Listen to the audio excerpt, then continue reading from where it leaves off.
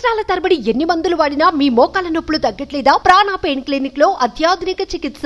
ఆంధ్రప్రదేశ్ లో భారీ వర్షాలు కురుస్తున్నాయి. రాష్ట్ర వ్యాప్తంగా కురుస్తున్న వర్షాలకు జనజీవనం స్తంభించిపోయింది. విజయవాడలో కుండపోత వాన కురుస్తోంది. శుక్రవారం రాత్రి నుంచి కురుస్తున్న భారీ వర్షాలకు మొగల్రాజ్పురం సున్నపుపట్టి సెంటర్ వద్ద కొండ చర్యలు విరిగిపడ్డాయి.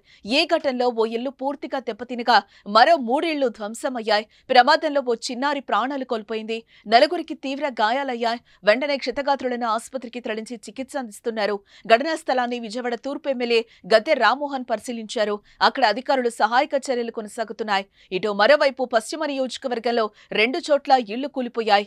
ఇక విజయవాడ నగరంలో రోడ్లన్నీ జలమయమయ్యాయి. లోతట్టు ప్రాంతాలు నీట మునిగాయి. బస్టాండ్ సమీపంలో లో లెవెల్ బ్రిడ్జ్ వద్ద రహదారులు చెరువులను తలపిస్తున్నాయి.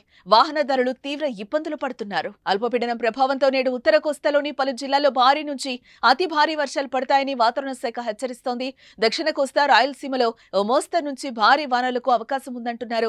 ఆదివారం పలు ప్రాంతాల్లో ఓ మోస్తరు నుంచి భారీ వర్షాలు పడతాయంటున్నారు. ఇవాళ కోస్తా తీరం వెంబడి గంటకు 45 నుంచి 65 కిలోమీటర్ల వేగంతో ఈదురుగాలులు వీస్తాయంటున్నారు. సముద్రం అల్లకల్లోలంగా ఉంటుందని, మత్స్యకారులు సముద్రంలో వేటకు వెళ్లరాదని హెచ్చరించారు. అయితే ఈ వాయుగుండం తుఫాన్గా మారే సూచనలు లేవని వాతావరణ శాఖ అంచనా వేస్తోంది.